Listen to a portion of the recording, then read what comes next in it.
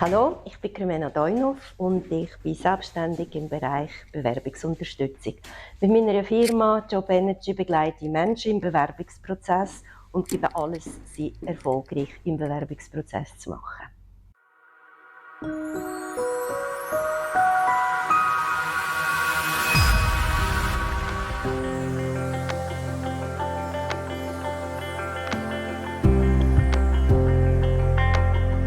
Also ich hatte nicht das Ziel, selbstständig zu werden. Ich habe 2015 meine langjährige Stelle bei einem Grossunternehmen im Personalbereich gekündigt. Ich war dort 50, es hat einen Vorgesetztenwechsel etwa ein Jahr vorher stattgefunden. Ich war schon lange beim Unternehmen und ich habe das Gefühl, ich wollte auch etwas anderes. Und, vom Typ her bin ich eben jemand, der nicht wartet, bis alles steht und klar ist, sondern handeln. Und so habe ich auch gekündigt, ohne dass ich das etwas anderes schon habe.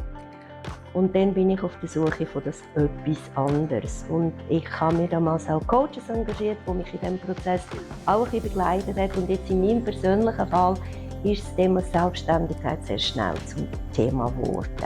Ja, lange Rede, kurzer Sinn, 8 Monate später bin ich selbstständig. Für mich war auch sofort klar, mit was für ein Thema. Aber da, wo ich auch eine Ahnung hatte vom erfolgreichen Bewerbung, von guten Bewerbung, vom sich können als Persönlichkeit entwickeln. Das sind so die Themen, die ich auch in meinem Anstellungsverhältnis hatte.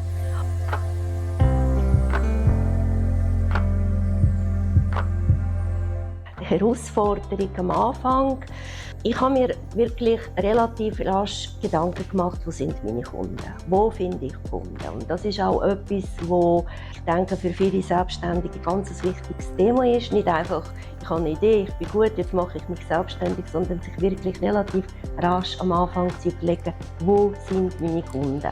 Und dort auch präsent werden oder versuchen zu akquirieren oder was auch immer. Dass man die Prozesse, also man hat natürlich alles in seinem Kopf, wie sollte das funktionieren und was sollte das Endergebnis sein und so, aber das ist alles im Kopf.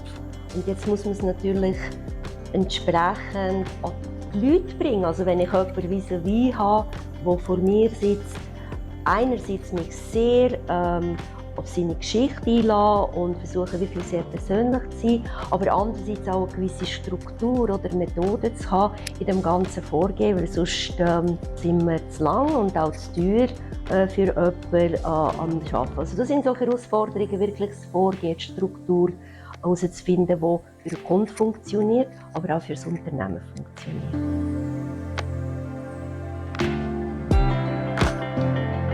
Gerade aufgeben nicht, nein. Also, wenn ich jetzt als Person, so wie ich mich kenne, an diesem Punkt würde gelangen, dann höre ich auch auf.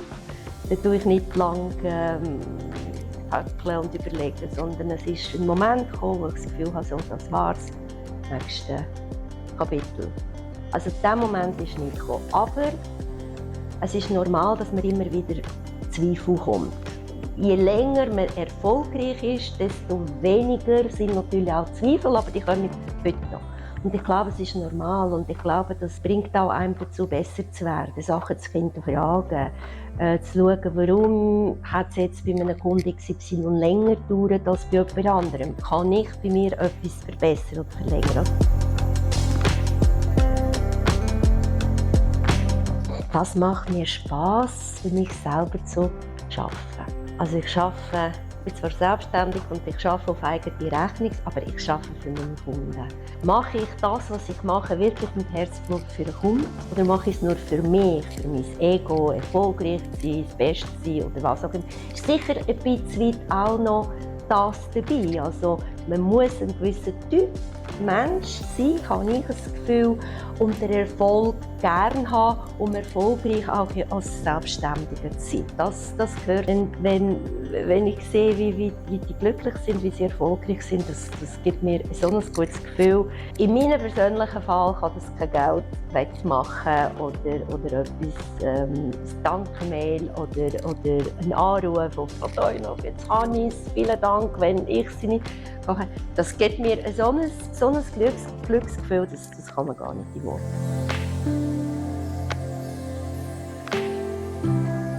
Ich habe das schon ganz am Anfang gesagt, es ist ganz, ganz wichtig, dass man sich wirklich rasch überlegt, wo sind meine Kunden und dort sehr aktiv sind. Nicht an hunderte Orten, nicht alles machen, was einem empfohlen wird, sondern wirklich sehr gezielt dort präsent werden, wo einem seine Kunden sind, was auch immer auch vom Angebot her wichtig ist. Dann finde ich es wahnsinnig wichtig, in seinem Angebot irgendetwas zu haben, weil heute ist es fast nicht mehr möglich, mit einer Idee zu kommen, die niemand schon vorher irgendeine Art und Weise angebracht hat.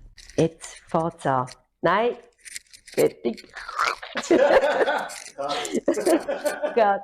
Also,